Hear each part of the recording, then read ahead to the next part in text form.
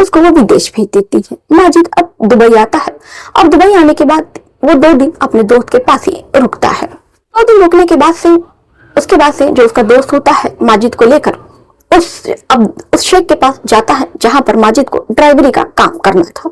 अब उसकी मैडम से उसकी मुलाकात करवाता है, बताता है कि मैडम ये है कि ये वही मुलाजिम है जिसके बारे में मैंने आपसे बताया था, आप जब से कहें ये आपकी सेवा में हाजिर हो जाएगा। मैडम कहती है कि ठीक है, काम करो, कल से तुम आ जाओ और कल से तुम ये काम को ज्वाइन कर लो। माजिद होता है वो अपना सारा सामान लेकर उस अरबियाई के यहाँ पहुंच जाता है रहने के लिए। वहां पर वो माजिद को उसका कमरा दिखाती है। माजिद अपना सामान रखता है और आराम करने लगता है। उसके बाद से खाना लगता है, माजिद खाना खाकर सो जाता है। दूसरे दिन मालकिन फोन करती है और कहती है कि माजिद ये मॉल जाना है, चलो मुझे वहां से कुछ काम है। माजिद तुरंत अपना कपड़ा पहनता है, नहाता धोता है और मालकिन के घर पहुंच जाता है। उनको वहां से रिसीव करता है और उनको जहां जहां मालकिन कहती है वो वहां ले आकर उनको छोड़ता है और उसके बाद से वो अपने घर लौटा। फिर वो ऐसा ही जो सिलसिला है ये तकरीबन चलता रहता है। 1 महीने के बाद से वो जब भी मैडम को कहीं बाहर लेकर जाता तो वो हमेशा आगे वाली सीट से मैडम को ही देखा करता था, यानी कि उस अरबियाइन को वो देखा करता था। माजिद जब इस महिला को देखता है अरबियाइन को तो वो देखते ही रह जाता है, क्योंकि अरबियाइन दिखने में इतनी खूबसूरत, इतनी गोरी चुट्टी कि वो बिल्कुल उसको देखते ही पसंद कर लेता है। सोचता है कि इतनी खूबसूरत, बताओ ये जो महिला है कितनी ज्यादा खूबसूरत है। फिर वो सपना सजोता है कि मेरी जो बेगम हो, मेरी जो बीवी हो, वो भी इतनी ज्यादा खूबसूरत होनी चाहिए। 1 महीने के बाद माजिद को फोन आता है, वो कहती है कि चलो तुम्हारे मालिक आ रहे हैं, मुझे उनको एयरपोर्ट रिसीव करने जाना है। अब जो माजिद है थोड़ा सा उदास होता है, थोड़ा सा हताश होता है, लेकिन मैडम का आदेश था तो मानना ही तो था। उसके बाद से दोनों तैयार होते हैं और उसके बाद से माजिद मैडम को लेकर एयरपोर्ट पहुंचता है। एयरपोर्ट पे उसकी जो मैडम है वो अपने शौहर का बहुत अच्छे से वेलकम करती हैं।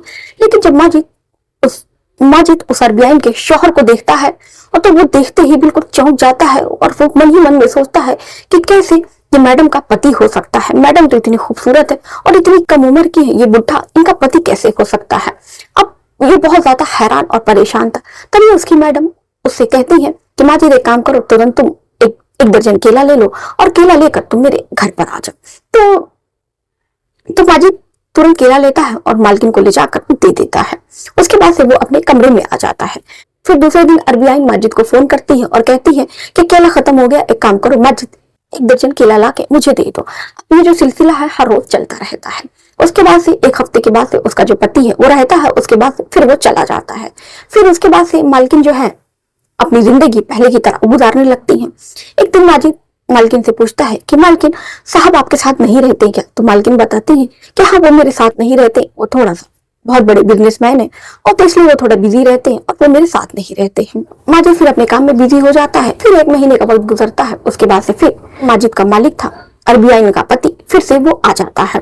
फिर से मालकिन एयरपोर्ट पहुंचती है अपने हस्बैंड को रिसीव करने के लिए।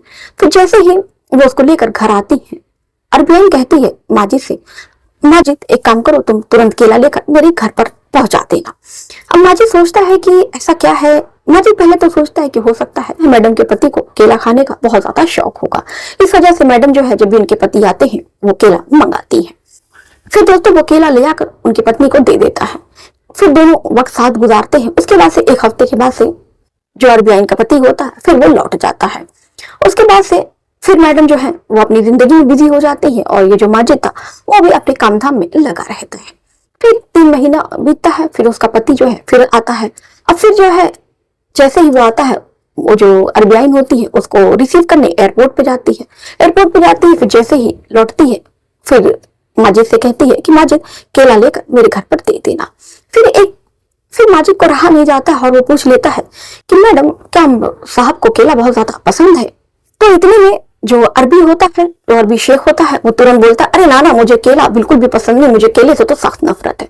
अब माजिद बहुत ज्यादा उलझन में और परेशान में कि आखिर में कि मैडम केले का क्या करती है। मैडम को केला पसंद है तो मैडम केला तभी क्यों मंगाती है जब इनका पति आता है।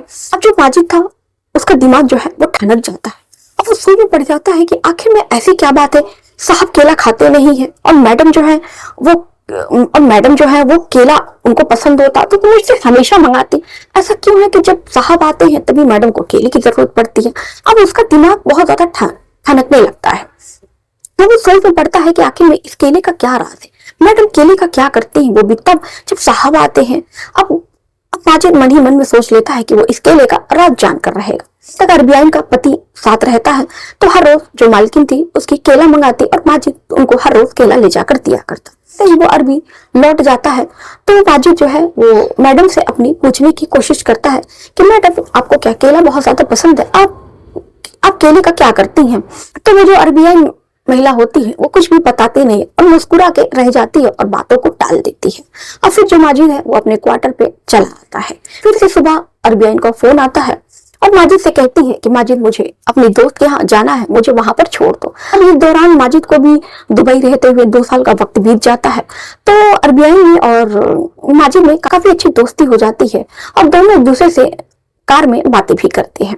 फिर एक दिन मालकिन से अपने कहता है कि मालकिन आप बुरा ना माने तो एक बात पूछूं, आप दिखने में इतनी ज्यादा खूबसूरत हैं और लेकिन आपके जो पति हैं उनकी उम्र आपसे बहुत ज्यादा ही बड़ी है, ऐसा क्यों।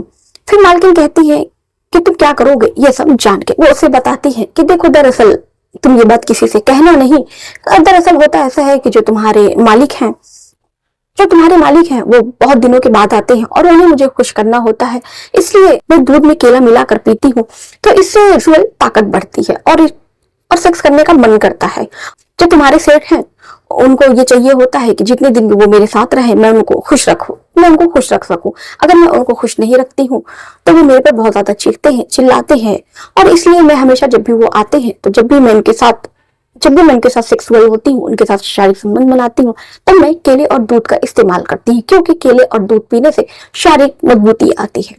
अब जब ये बात माजिद सुनता है तो वो भी सोचता है कि बताओ भला ऐसा भी होता है, मुझे तो इससे पहले ऐसा कुछ नहीं पता था।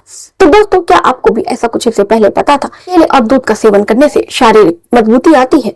अगर आपको पता होगा तो कमेंट में करके जरूर बताइएगा। तो चलिए दोस्तों, तो फिर मिलते हैं इसी समय पर एक नई कहानी के साथ। तब तक के लिए जय हिंद, जय भारत।